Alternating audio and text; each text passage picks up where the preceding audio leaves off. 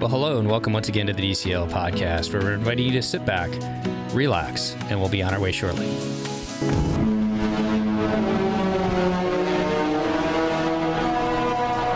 Well, welcome back to the DCL Podcast, your podcast to help you cruise a little smarter.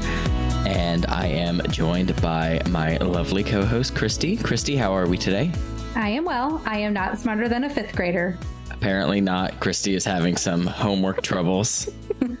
I don't like fifth grade homework. I don't like being responsible for fifth grade homework to help my son. Not a fan. We are moving on from the homework now because we have a very exciting cruise to talk about. I've been excited all day to talk about this one. Something a little bit more unique on the Disney lineup. Yeah, this is a cool one. And with that, we would like to welcome our guest today, Lauren. Welcome to the show. Hey, y'all. Lauren, why don't you start by giving us a little bit of your Disney cruising background? Okay, so we are DVC members. We own at Wilderness Lodge. We have done 18 Disney cruises. This is by far the longest. And we've been Disney fans, at least me, for 25 years because my husband introduced me to it. So I know it's 25 years. That's Just cute. Plugging away to that Pearl status there. Yeah, right. It's going to take a while, but yeah, we're getting there. Why don't we talk about the cruise you booked and why you booked it? Okay, so it was the Sydney to Honolulu cruise, leaving out of, obviously, Sydney, Australia. We booked it because of course, wanted to go to Sydney. Always wanted to go to Sydney. But it also has two national parks. So you get the national park in American Samoa and the national park in Maui, and thought it would be easier to grab, especially the American Samoa one, on the cruise coming back than flying to American Samoa. Very cool. I have actually heard from multiple people that this was a big reason that they booked this cruise going either way, was because it knocked out a national park. And it's crazy thinking that like a 15-night cruise is the easiest way to round out your national park's water bottle. Yeah, it is in the middle of nowhere. Somewhere, but nowhere. It's out there. Of course, leaving out of Sydney, Australia, this is a lot of major travel just to get to the cruise. So what did we have to do to plan for getting to Australia? And then did we do any extra nights before the cruise, I would guess? Yeah. So we used points for the main part of the cruise to Australia. So, of course, you don't get the best route. So we did Savannah to Dallas-Fort Worth, Dallas-Fort Worth to San Francisco. Then we got on Singapore Airlines. So Singapore from San Francisco to Singapore. We had a 5-hour layover there. And then Singapore to Sydney. And in case anyone else is laying over through Singapore, they have an airside hotel. So you don't have to pass through anything. It's about $200. It includes food. Some of the best money I spent the whole trip, honestly, to get away from everybody else, to have a nice full shower, just to have a real bed to lay down in the quiet. It made a huge difference to be able to do that. So it's the Aerotel. It's the Aerotel Hotel. So it's, this side, it's not fancy, but it gets the job done. So if you're going through Singapore, definitely look into that. And don't wait till the last minute. It books right up. So you want to get that ahead of time. We did 4 days in Sydney. We stayed at the Sydney Harbor Marriott.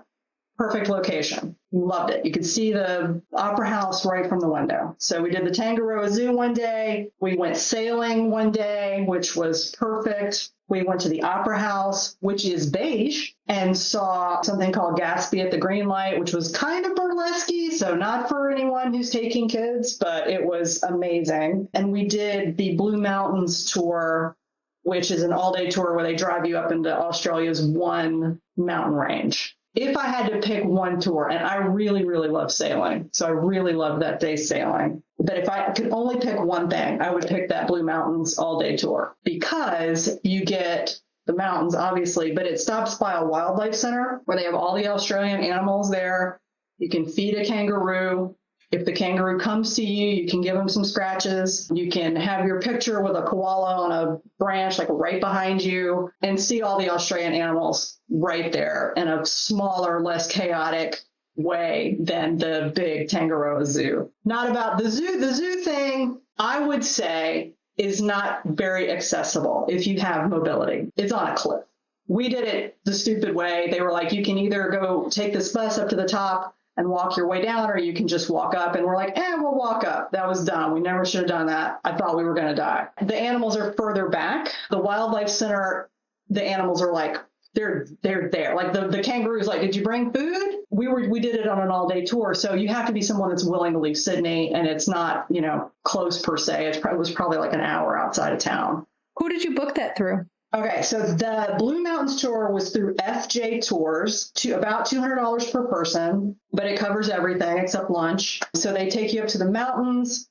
There's a rainforest like down in between the mountains, and you walk around. It used to be a mining thing, so I was like, oh look, mining was horrible everywhere you go. But you can ride like the car that simulates the angle that the miners used to have to go to get down there, and you realize, oh no, this job sucked always. Oh, there was an overlook, so you can get all your pictures of the Three Sisters rocks and things that they're pretty famous for, and the little town was Leura, maybe Leura, but it's very cute little shops, amazing food, and they're used to being a tourist stop for the mountains, and so they're cracking. They're like, oh, they're slinging really good food, which, while we're talking about food, was all excellent. So good. So that was the Blue Mountains tour. 2 big thumbs up. We also went to the Botanical Gardens. We went to St. Mary's Church of the Cross. She's Australia's first saint and a woman.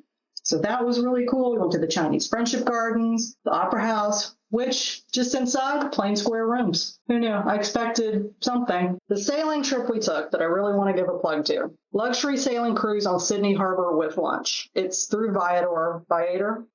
Captain David. The name of the yacht is the MMA. He and his wife made the food. It was Jerry and I, another couple, Laura and Mike, that we met that they turned out being on our larger Disney cruise, and another group of 4, a family from Chicago. He took us all around the harbor into each little thing, like, that's where Russell Crowe lives, that's where Mel Gibson lives, who knows? But it was really cool. It gave us a history of the Sydney Bridge. You go under the bridge, you go by the Opera House. We went all the way to where the ocean is coming in, came back around to a little beach where he let us out to swim for a little bit. It was a beautiful, perfect day. It was really nice. Why don't we start to turn it towards the actual cruise? Because we had 4 amazing days in Australia, as it sounds like, but then we have 15 more days to talk about aboard the magical Disney Wonder. Why don't we talk about getting to the port and kind of what the port situation is like in Sydney? Because a lot of times when we go to these international ports, sometimes you're kind of stuck in whatever warehouse is nearby. And then sometimes you have even nicer situations than Disney even. Yeah. So we took just an Uber over to the port. The thing to know, so you don't get confused, is that if you come early, where you may see the Wonder berthing for her regular Australia runs that she's doing before you get on her for the big one, or before we got on her, is not the same place you get on when she's leaving. That's a whole separate place. So it's a good 30 minutes away, but not.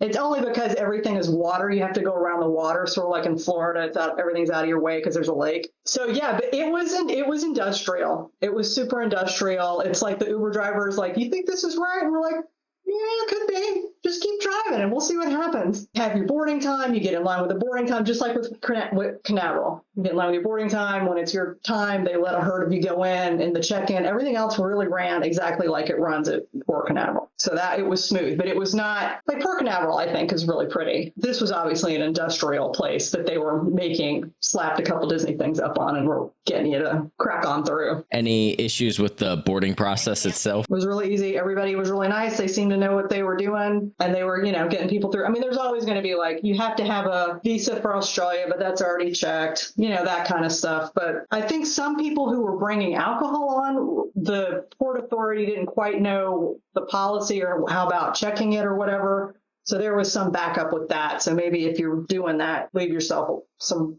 runway room for that. But no, we just slid right through. That's great. So you board. Who did you cruise with?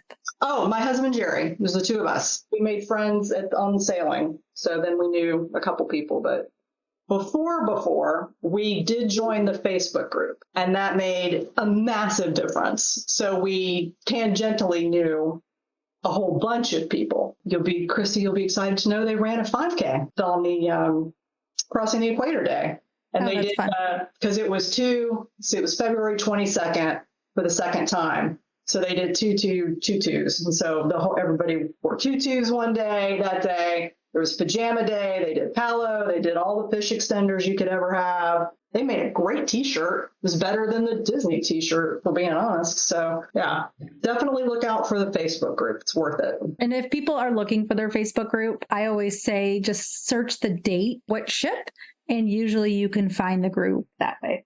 Yeah, it was super, super easy. If you're trying to decide between the cruise going from Hawaii to Australia versus Australia back to Hawaii. So you want to do one of them, but you can't decide. If you're coming like we did from Australia to Hawaii, it's really important to know that the ship has been reprovisioning from Australia for months. And a lot of the things are different. And some people have their heart set on the things that they like, but those things weren't there.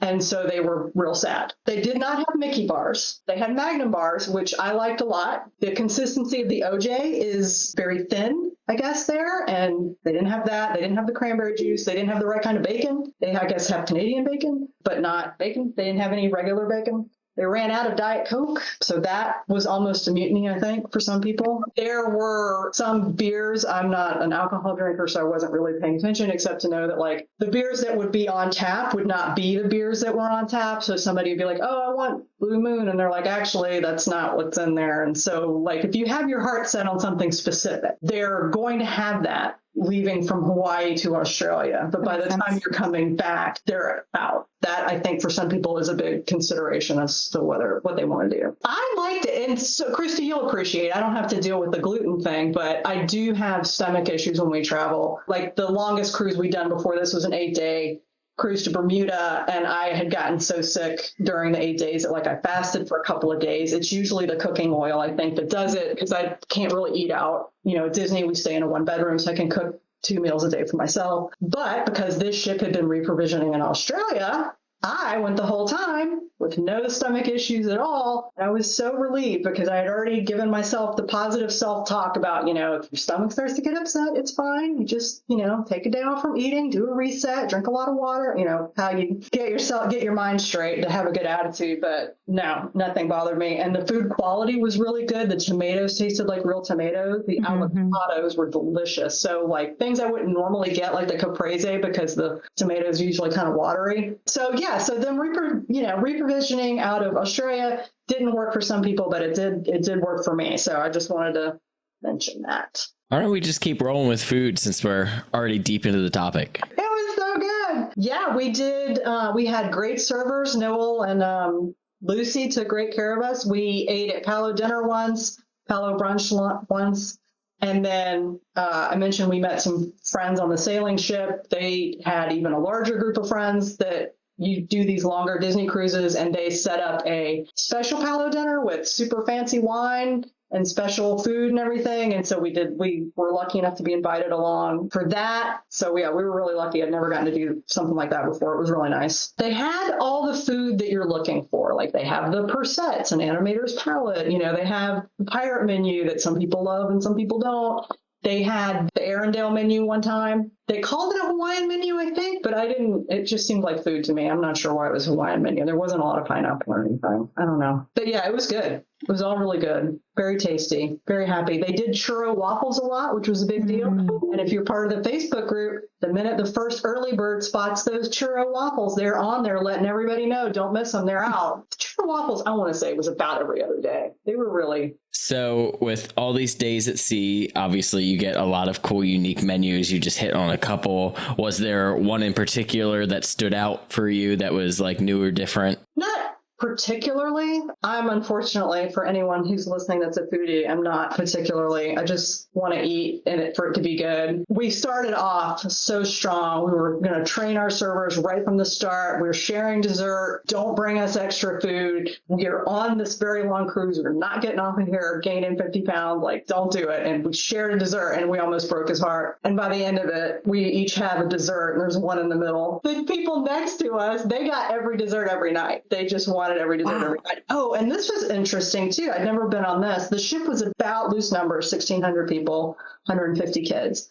So in our section, Jerry and I, there was a table next to us with a couple, a table on the other side of us with a couple. So our servers had 3 couple tables, a table with 3 people, and then a table, a big family of like 8 or 10 people. People who were couples didn't have to sit with other people. But I did find out in the Facebook group that there were some solo people, and they were allowed to sort of move around the people that they wanted to sit with and sit at different tables every night that they wanted to do that. The head server worked it out. And the head server was working. This man knew everybody's name. He knew my name. He had no reason to talk to me about anything. And not like Christy, where they're like, okay, Christy's got, the gluten. We got to stay on top of her. Not me. They shouldn't know me. I'm over there, getting my shawarma. And he's like, Miss Lauren. And I was like, who's that guy? And Sherry's like, that's the head server. That's incredible. Were you early or late dining? We were late dining, which is, there's pros and cons on that, especially as you keep moving this way. So yeah, by the time we're done eating, it's time for bed. So we would walk up one flight of stairs, walk across the ship, walk up the next flight to try and walk some before we crashed down and went to bed. Do you have to eat a first dinner first? Well, I call it tea. So okay. 3:00, especially Jerry. Jerry's a guy, he can eat whatever he wants. So we start cruising around Daisy's Delights around 3 or 4 o'clock and get a little pick me up. Yeah, that makes sense. I would need a whole dinner. I just wanted to talk a little bit about how your meals were at Palo. Oh, they were really good. We had our server with Charlotte. She was sweet from South Africa. She had earned her ears, but was still learning. So that was kind of fun to go through that with her. But yeah, dinner was great. I had a tarragon pasta with lobster, I think. It was really yummy. Everything was good. Brunch was fantastic. I was excited because I never get to have Palo brunch because Jerry's not a fan. But since it was a longer cruise, I got to do the big puppy eyes. So during the booking process, everything was booking up, like it's Black Friday or whatever, right? Palo completely locked up. Nobody could book Palo. I wound up having to call. They're like, nope, there's nothing we can do. And I was like, they're like, you can report it to the computer people if you want to, but there's nothing the computer people can do for you. I'm like, well, I'm just sitting here. Let me report it to the computer guy. And the computer guy made our reservations at Palo for me. Nice. Turns out there was something he can do. But I also didn't feel like now that I have the computer guy and he booked it for me, I wasn't going to ask for more. I'm like, I know nobody else can book and I want to give everybody an opportunity. So we just did it the 2 times. How many days did they offer brunch? I have no idea. I don't remember.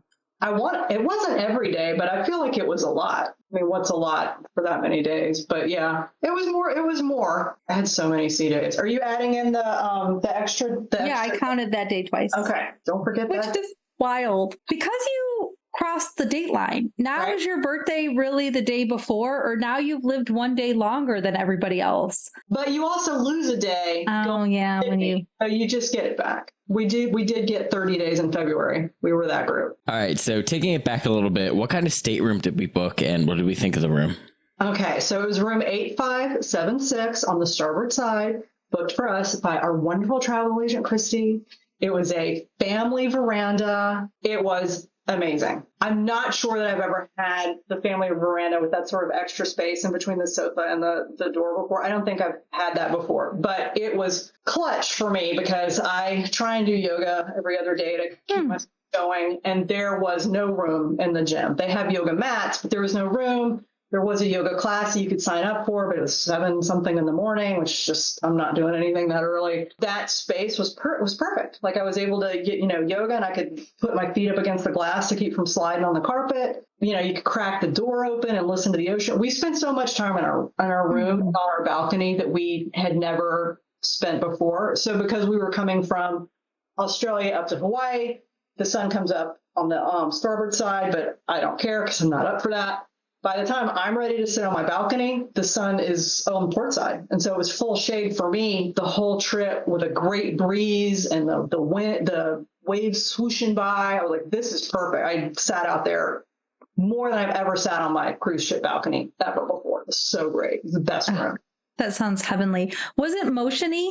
It was some, yeah. It was. There was one night that a lot of people seemed to be unsettled and having to take medicine and stuff. It didn't bother me, but I also like to go sailing. So my tolerance, I think, is higher, maybe. So yeah, we cruise right through it. So, when you're bouncing going across the Gulf Stream from Florida over to the Bahamas.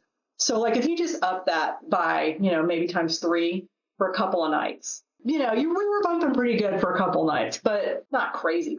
But there were times where you're like, wow, that's a wave right there. Every now and then you'd hear one hit and you're like, bam. And you're like, was that a wave? Okay, good to know. Bring your Dramamine. Definitely bring your Dramamine. You want to be prepared with that, which if you're leaving out of Australia, they are super picky about your medications. That's another thing to maybe consider. If you're doing the Australia back home leg, they want you to have your prescriptions. And maybe this is true of all international destinations.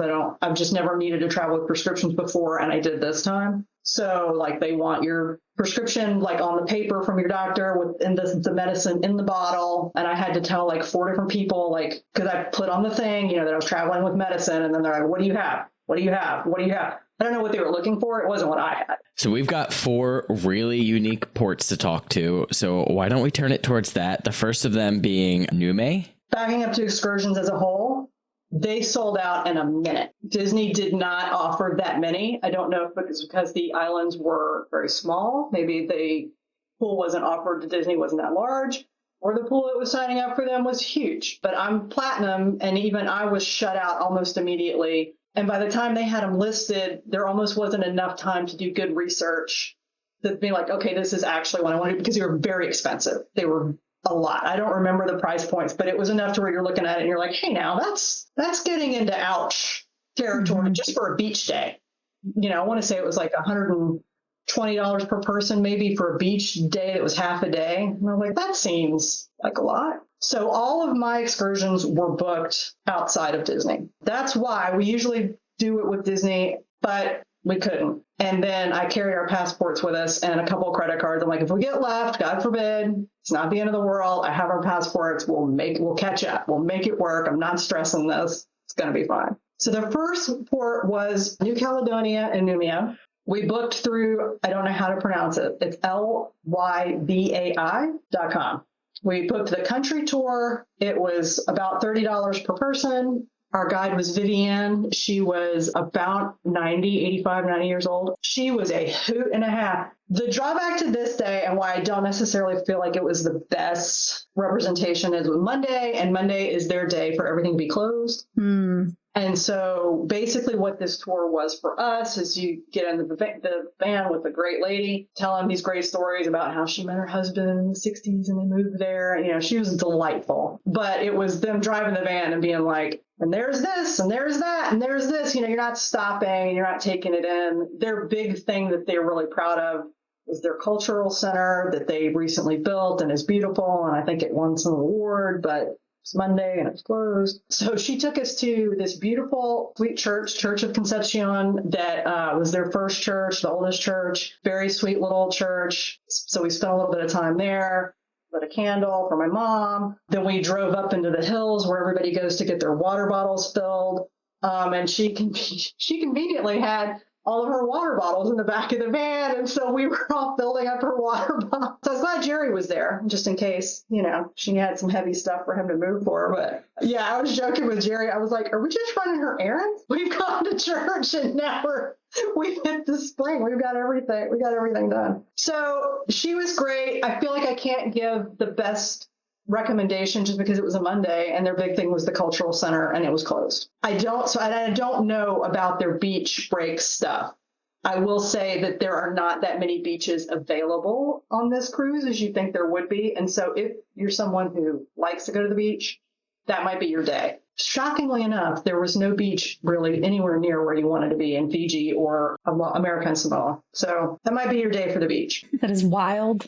It was great. I loved it. The crazier something gets, the more I enjoy it. So I really had a great time. At least you have an awesome story. All right. So then your next port day was a couple of days later. Yep. In Suva, Fiji. Okay. So there was a lot of controversy on this. The prevailing theory is Disney obviously hasn't done this run very often. I think this was the second time. She's not getting priority birthing. So we're over at Suva. Suva.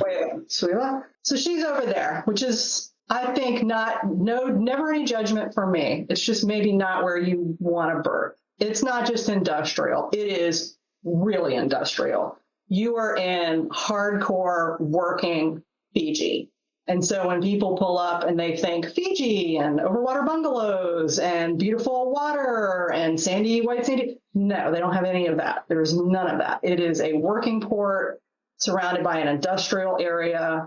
It would be like if you came to Disney, but you just went to I-4 and you were like, wait, I thought it was supposed to be beautiful here. What is I-4? Where is where's the landscaping? Anything you wanted to do from that port was about 45 minutes to an hour to more away. And we just weren't there for a huge amount of time. We signed up for a tour. Now, this was a little different. It's Moana Tours, just like Moana Tours. She came into our Facebook group and was like, hey, Moana Tours. The leader of our Facebook group got her insurance, got her registration, her license, made sure that they were real people that did stuff. And I figured out later that they also ran through Disney. So again, I'm like, if they had extra spots, this is where I kind of, I don't know, didn't read. No, I think I read well enough. This trip, so we did the river tubing one. When I thought river tubing, absolutely. Love river tubing. Let's do that. Because the beach was so far away, you would only get like an hour and a half on the beach, and I would just rather do something. So I'm like, river tubing would be great. When I tell you, it was so much more than that. It is, I will say, it's not accessible. This excursion is not accessible. If you have any kind of mobility issues at all, this is not the one for you. And when you read the description, that is not apparent. You read the description, and you're like, yeah, river tubing, absolutely, I can river tube. No. So we get in the car at the port. Laura and Mike that we met sailing, also on this excursion. So they're in the van with us. We're driving for 45 minutes. We're just out. We drove through the industrial area, through some housing. We're just out in the fields now, just out in the country until we eventually wind up in literally this random lady's backyard. So we're on her carport. Other people are showing up. They're like, we're going to get in these boats and we're going to go up the river. The way I've always done river cruising before is the boat takes you up the river, you hop out, and then you float back to in this case, the lady's house. So I'm like, okay, yeah, I got it. We're like, is there anywhere to leave our things? There is a Rubbermaid shed that you can put your things in there and they lock it. But like the lady who owns the house has the key. So, you're just taking a lot on faith, which is fine. They say, a lot of phones have been sacrificed to this river. So if you bring it, that's on you. We left our phones with the very nice lady at her home. So we get in the boat. Remember, river tubing, right? This is, in my mind, that's all we're doing is river tubing. I did not read the description closely enough, or I didn't take it in, or I don't know what I did, but we're river tubing. Drive we boat 45 minutes to an hour. Like, you just like, surely we're tubing soon. We're only out here for 6 hours. Surely. No, we boat up to the thing. There is a village visit. So we get out, we make a couple stops along the way, and we're dropping some, I don't know what, off with some folks along the way. We eventually get to the village visit, which I had not taken in that we were doing, but we were there. And they are religious people, and they want you to be covered. My butt is not covered. I have a rash guard on, but like, I don't have a cover. And they're like, you need a cover. I'm like, I don't have a cover. Nobody told me to bring a cover. My cover is in my backpack back at the lady's house. Another man was really nice. He lent me his towel. I wrapped that around my waist. We went into the little village. The village is like 3 or 4 houses. It's up a hill. It's 3 or 4 houses. There's a couple gentlemen and a lady and a couple little kids. I was not comfortable. I felt maybe intrusive. Like, I know they knew we were coming, but I just was a little uncomfortable being there. Like, this is not where this is nobody, nobody wants me here, really. It's not where I need to be. But we were there. We said hello. The restrooms were an outhouse situation. I mean, they have a commode, but it's an outhouse. Everything's made out of corrugated metal. So if you needed that was available. We get back in the boat. We go down. We pull back over. We hike up to a waterfall. Christy, when I tell you this was not safe, this was not legal, this was not, I don't know how no one plummeted to their death. It was straight up, the rocks that you're stepping on are wet. The handrail is like a bungee cord deal. that you're kind of holding on to. And I'm like, wow, this is just a lawsuit. Like, you can tell they've got universal health care here, because this is so dangerous. My friend Laura, she is due for a knee replacement. She also hadn't realized how this was going to go. And so, like, she was kind of struggling, and her husband was really helping her out. He was a champ. But we get up to the waterfall. It had rained the day before, so, like, the waterfall was really pounding, and it was beautiful. It was amazing. Like, you get there and you're like, this is amazing. I can't believe I get to be here and see this. And we all get in the water and do the thing. And the guy climbs up the side and jumps in the thing. And I don't know if you remember those old commercials where it was like, come to Fiji. And it was the lady standing in front of the waterfall, kind of looking over her shoulder. I was like, this is it. This is where they filmed it, clearly. So even though I thought the whole way up I was about to die, and the whole way back that I was surely going to die, the waterfall was amazing. Got back in the boat, we went down a little bit more, and then we stopped again, and we had a little bit of a lunch that they had made, which was very nice, except we had been to the village previously, and I had started to get a little uncomfortable, and so I had fully worked myself into a froth by the time it was there to eat, because I had my own things growing up about, we didn't have food insecurity, but it was very much eat what you take, don't take too much. And I'm sitting there and I'm like, if we eat this, like, what are they eating? Like, do they have enough to eat because, like, I can wait to get back to the ship. I don't need to eat this, but then if you don't eat it, you're not taking hospitality, and that's rude too. So I just had a little bit, just told myself to get over it. They had tang, which I was very excited about. I haven't had that in forever. So that was fun. So we had a little bit of lunch. We get back in the boat. Christy, Blake, this was a tubing adventure. What are we missing? The tube. The tubing. There's no tubing. So we kind of like go a little bit further, and now there's tubing. And we're in the tubes going down the thing, and there's these beautiful waterfalls and these beautiful plants, and like it looks like something out of Jurassic Park. Like, it's so gorgeous, and they have, bamboo and flowers, and there's random waterfalls everywhere, and it was beautiful. And the rapids were a little rapid a couple places, but you just kind of bounce through. And the guides from the boats that had been driving all the boats, they were in the tubes with you, making sure that everybody was cool. And the one guy, I think Ben, who had the best English, he was really sort of the cheerleader and the coach for everybody to make sure everybody's sticking together and going down the thing. And so I love the tubing. It was great. Our friend Mike and Laura did sacrifice a phone to the river. Bit of a bummer. So yeah, we go back down, get back out, get back in the boat, and take the boat the rest of the way back to the lady's house, back to our ship. So that one was $110 per person. I felt like you got a lot out of it. If you're like me and you didn't realize how much you were going to get out of it the whole day, you're like, wait, when is the tubing though? Right. But it was great. So then 3 days later, your next port is... Okay. Our next port is American Samoa, also in an industrial area, but a little bit more set up. Like, they just have the one port. So if you're a cruise ship, this is where you're getting off. But it is a bit industrial. Again, the Facebook group came in clutch for this, because there was not the excursions of the things I wanted to do. Like, all the things I wanted to do was not offered anywhere. But one of the girls in the group, her name was Cindy, she contacted one of the tour groups and was like, I want this list of 10 things. And they put and they're like, if you can get enough people together to do it, we'll put a package together. All of us signed up, and we did it. And it was fabulous. We saw at least 2/3 of the island.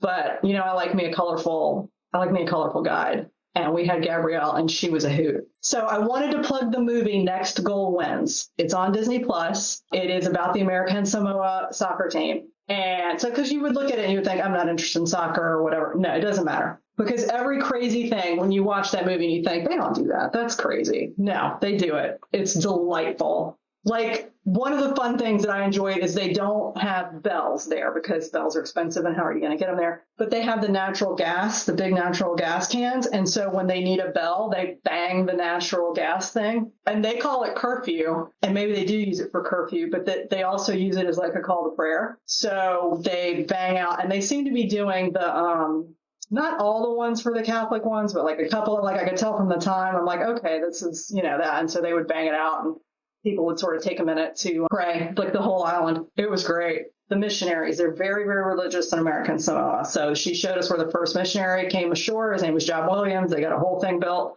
for him. They've got John Williams' very first church on the island. They got that built. We looked at that.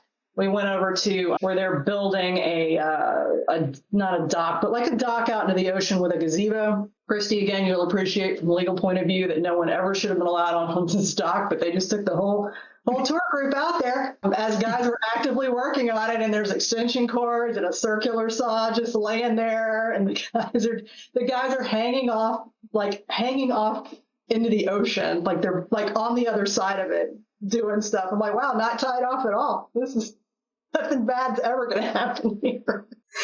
So we got to walk out on that, get some great pictures because the waves coming in on that, they were like Little Mermaid waves, that big boof. Oh, yeah. The wave so great pictures.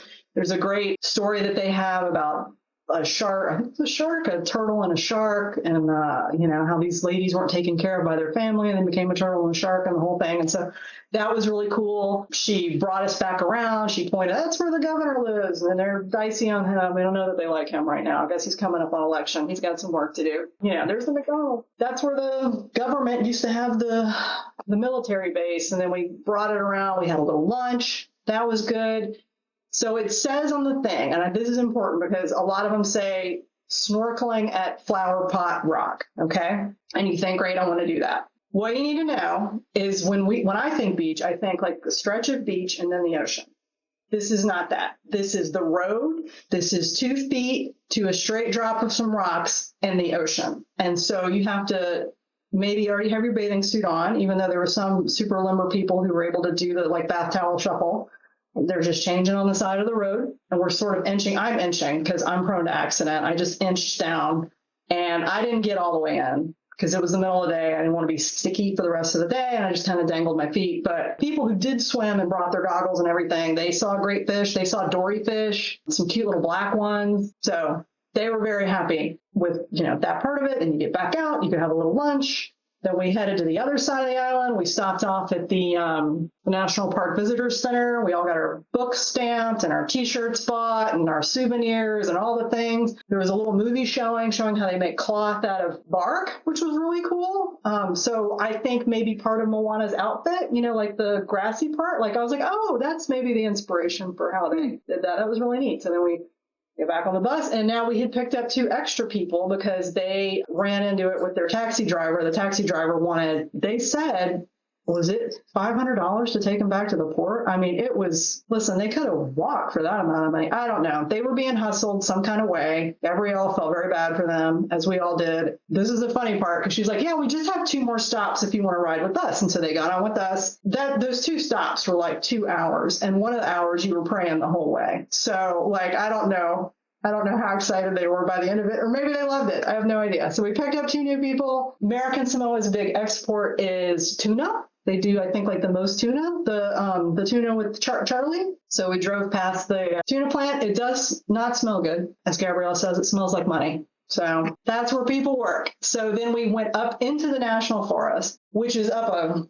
cliff, man. We're straight up. Like you can smell the transmission burning. So we made it all the way to the top. The people who were there were birders. They were excited. They had their little like guide to birds in American Samoa and their binoculars, and they were running around, and we stood up there and saw some of the World War II stuff. And the national park guy was up there talking to a guy who's talking about how they're trying to bring some bird populations back and the counts and what they're getting ready to do and all that. So that was neat. Like we just rolled up on those folks. I was like, yeah, that's really cool. Everybody in American Samoa, I don't know, like for any people who like are country people, but the wave, when you drive by, the wave, everybody in American Samoa waves. So by the time we got done, I was like, hey y'all. They yell bula bula, hey, bula bula. Especially the kids, very excited to see the bus go by. The buses they're school buses, but they're the short school buses. They have no windows. The planks, you're sitting on wood in the school bus. It's called a family bus. So again, like this trip is more accessible than the other trips if you don't want to go down swimming. But like if you have like back issues or knee, like it was hard to sit that long. And the other sort of thing about it is the parts we were touring, you're not on the windward side of the island. So it's just 85 degrees. It's 85 degrees and sunny. in a bus. It was so hot. I live in Savannah. Like, I go to Orlando. I know hot. It was really, really hot. And so if you have trouble, regulating, I had a chili towel wrapped around my neck. I took my Disney chili towel. It was not enough. Oh, and at the end, you come back down. We obviously did live coming back down. We stopped by the little market, which the girl's like, don't buy anything here. It's all from China. I'm like, oh, good looking out. Okay, thanks. We get back on the ship. I'm still wearing my bathing suit from earlier. We didn't even stop. Straight to the top. I am in, which I've never in my life been in the family pool on a Disney ship because it's always packed. There was nobody in there. Straight into the pool. My hat is like 1 inch off the top of the pool as I'm just hugging the thing. I'm like, I got to cool down. I watched all of Cars 4 or whatever Cars we're up to with Cruz Barreras. I watched the whole thing just hanging there in the pool. So hot. But it was so great. I mean, I loved it. I had learned so much about it. Gabrielle was the best. She was a hoot. So next goal wins. And when you think, wow, do they really do that? The answer is yes. Yes, they do. All of it. But the sad thing about American Samoa is they really don't have any beaches. Not like beaches. You think beaches. It's basically road and then the water. And a lot of the signs I saw said, like, not safe to swim here. And I was like, well, that stinks for them. But maybe on the backside of the island, they only have one road. Also, just one road, American Samoa. That's my American Samoan story. All right. Well, a few days later, we have one more port stop, Kahului, Hawaii. Oh, yeah. Loved it. So Maui, again, an industrial port. You needed to, if you're not on a tour of the ship, you needed to be able to walk from the ship to the entrance to the port, cross the street, which there were crosswalks, so not a big deal, but it's a big road, over to it was like a little outdoor shopping mall, with the drugstore and a Baskin Robbins and stuff. So you have to be able to go over there to get an Uber or catch whatever it is you're catching. And it's a little bit of a hike. So I could see how that might be a challenge for some folks. But we walked over there, called an Ubered to the airport where we had rented a car. We picked up our car from the airport, and then we took off for the national park. I'll probably say it wrong, but it's Haleakala. Yeah, we just drove up there. It's the one where they have the big, so it's an extinct volcano. They have like the big satellites there. Every time they're like, oh, they got this new image from this satellite. That's where it is. So it's something like 20 to 30 some switchbacks to get up to the top of the thing. Jerry is a champion. That man drove, bless his heart. He was a champ. He drove up there. Everything I read and everything I saw said that it was going to be 3 hours to the summit. And so I'd already told myself to manage my expectations because originally our all aboard was 10 o'clock at night and it was 5 o'clock and then it was like a little bit earlier. And so I'm like, we can't it's not a 6-hour day. So, manage what you want. The time we were there, I think, was severely off season. We were the only people on the road. It may have just been that it was really early or still a little cold. We hit pay dirt. We made it all the way to the summit in an hour and a half. So we did the whole trip in 3 hours. And so we got to stop at the visitor center, buy all the things, go all the way up to the top, get out, look at the little informational boards about, this is this and that's that, and walk all around. And there was like a little tiny nothing trail, like around the parking lot that we hiked just so I could say that we hiked, And I'm like, we have to have done something besides drive to the top and then drive back out. So yeah, we did that. We loved it. It was great. My dad is usually the one who drives in the mountains. So since we were back in America, I called my dad and I was like, showing him, like, look, Dad, we got the convertible. We had the convertible top down. I got so sunburned. I had made it this whole way with no sunburn. I was burnt to a crisp in my face. It was worth it. I don't care. It was a great day. We came back down. Ran into Target. We needed just a couple little things we picked up. We were trying to eat at like Hawaii's tacos or whatever and drove over there and they were closed. And then it was like Hawaii's salads or whatever. And we drove over there and they were closed. And then we reached that point, as we all do in our relationship where it was like, eat or somebody dies. We're like, there's a Chick-fil-A, I guess. So it was the third choice, but yeah, we popped in there, we ate, back to the airport to return the car. The Uber lady picked us up, and I had her returning us back to the Baskin Robbins, but she just took us straight to the port. It was no problem. They let her right in. So, and she knew. She was like, are you going back to the cruise ship? I said, yeah. And she's like, I'll just take you straight back. So super nice lady. She did that. Had a great, great day. It was wonderful. Highly recommend if you can do the switchbacks. I could not have driven it myself, but I can ride. So again, hats off to Jerry. All the credit. Very cool. Well, that wraps up all of the port excursions. Of course, we have a whole slew of sea days here, but there is one in particular I would like to hone in on here, and that's the International Dateline Day. Could you tell us a little bit about that? Heck yeah. First of all, realize this is an audio medium, but I saved this specifically for Christy so she could see the paper navigator. That's right.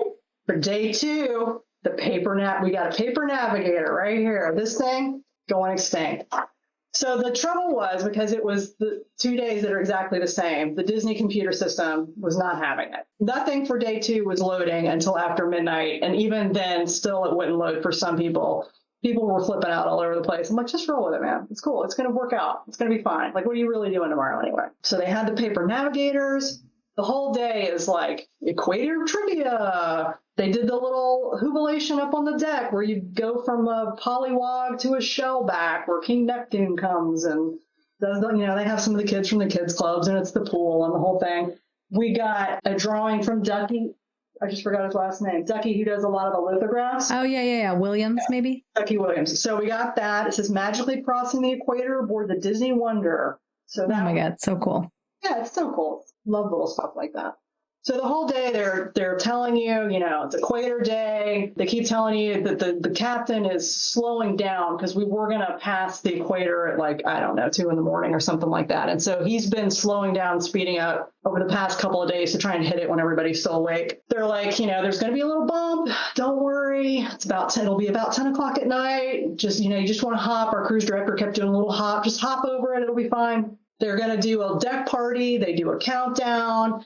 All the characters came out and danced around to celebrate it. We're up on deck 10, I think, the highest deck. And we're on the starboard side, and the moon, this is important, the moon is right there. It is full. It is beautiful. I'm like, this is amazing. Like, it's one of those moments where you're standing there and you're like, this really is cool. I'm so happy right now. Yeah, how is it that you timed crossing the international dateline with the full moon? I don't know. Just luck. We've all got our phones out with our compasses on it, like counting it down on the thing, which they fudged a little bit on the funnel vision, but we'll let them have that. There's going to be fireworks. This is key. There's going to be fireworks. They have to have the wind coming off the ship at a certain direction in order to have fireworks. So we are not optimally situated for that. The captain starts to turn the ship, which you don't feel as you're standing there, but what you do notice is the giant moon seems to be moving. And then Jerry's making jokes like, that's no moon. And I'm like, clearly. And this older lady is behind us. She's like, I think I might be getting dizzy. I was like, don't look at it. You can't feel it if you're not looking at it. Like, what wound up happening is the captain did a complete turn. He turned the ship all the way around and he reversed over the equator. Oh. So we went over the equator butt first so they could do the fireworks, which was great. But what the funny thing was, is as he's turning, we cross our own wake. And so there was a bump. There was actually the bump. So they've been talking for days about there's going to be this bump, ha, ha, ha. And there was a bump because he turned around. And it was you could hear the whole ship was just dying laughing. And we're all taking pictures of, our screens having all the zeros from the compass. And yeah, it was really great. Before I wrap it out, we do have all of these sea days here. We are not able to hit every single thing we did every single day, but what was some 1 or 2 highlights from the activities available during the sea days? Let me see. Okay, so I'm Jerry gets up and works out really early in the morning because he's crazy. I'm a later in the afternoon kind of person. They did all the stuff that you normally think they would do. They did all the trivia. They did all the learn to draw, origami, all the things. The thing that I thought was a couple things I thought was really cool. They had an Alani contingent on there. And so they had people from Alani teaching ukulele lessons, playmaking, hula dancing, and every day there would be something, from an Alani person teaching about that. I thought that was super cool. They had Jackson, and I forget the lady's name, but they had ballroom dancers on there teaching ballroom dancing. And these people were so good. They were going to Blackpool. These were really good dancers. We saw the Marvels one day. We saw Next Goal Wins one day in the theater. We saw all the night shows. They had the people you think. They had the jugglers and the ventriloquist and the magician. But they had a crew show where the crew put on a talent show. Mm-hmm. Do not miss that. It was amazing. I thought it would just be some little fun little thing. these people are talented. They had some really talented. One girl wrote a whole song about working for Disney, telling her parents not to worry about her. I mean, I was about to start crying.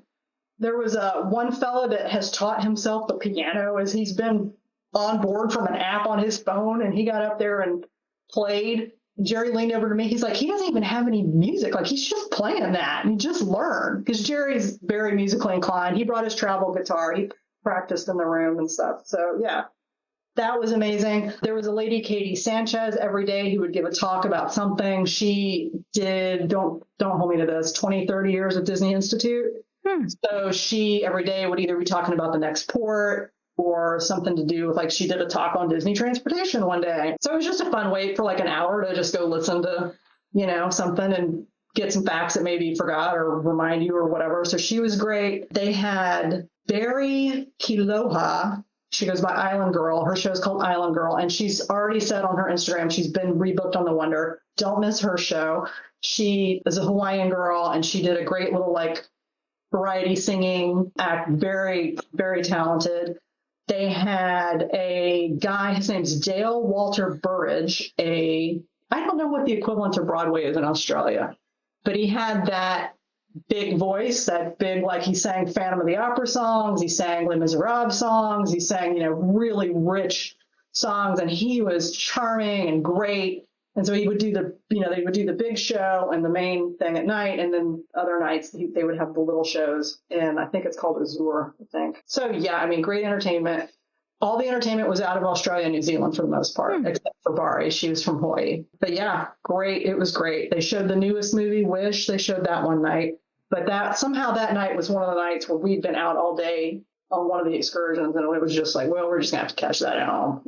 Did they do the Kids Club takeover for the adults? I don't know. I know they did open houses. I saw open houses. But that's not what you mean? No, there would have been like late at night or later in the evening where they actually close down the Kids Club and the adults take over, and they like make slime and do some stuff like that.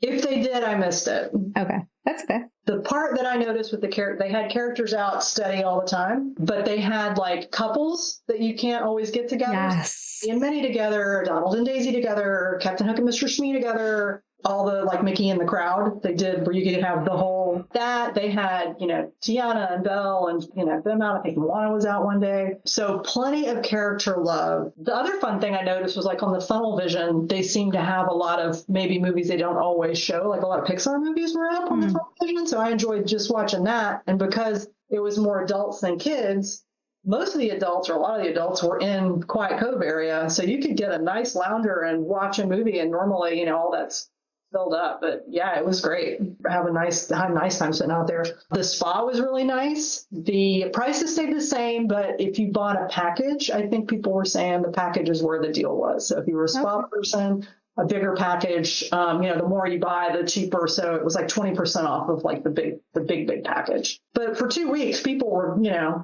it was, if you are a spa person, it was a good deal, I thought.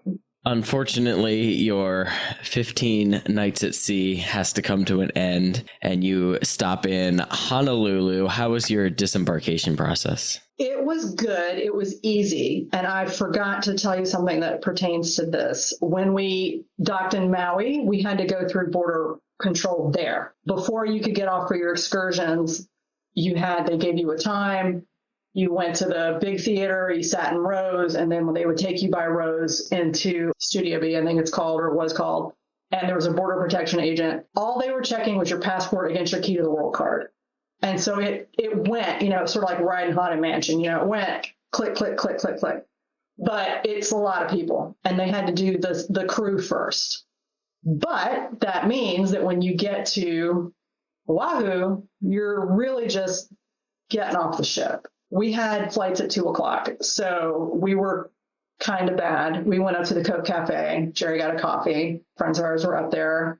And we were like, I want to say dead last walking off the ship. They had started to play the announcement like, we're coming for you if you don't get off. We waited I think we got off at 10, maybe. And we grabbed a taxi with Laura and Mike over to the airport. But it was because we'd already sort of done the heavy lifting in Maui. This part was grab your luggage and get on with you. Did you consider going to Aulani at all since you're DVC members? Not on this trip because we did almost a week in Sydney. And so that's where the time was spent. And so we were gone about 3 weeks. I got a house sitter from a website called Trusted House Sitter to actually live in my house for the 3 weeks and take care of my cats. And so, yeah, by the end of that, we were like, eh.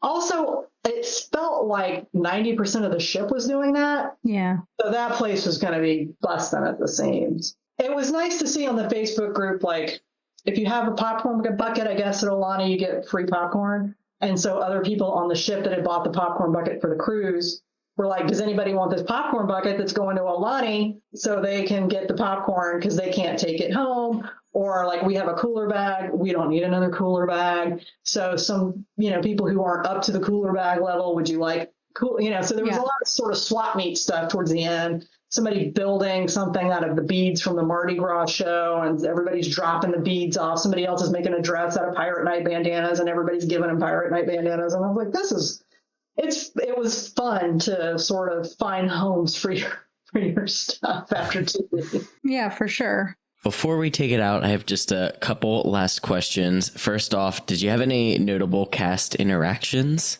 from the sailing? Oh, gosh. All of the cast members are exemplary.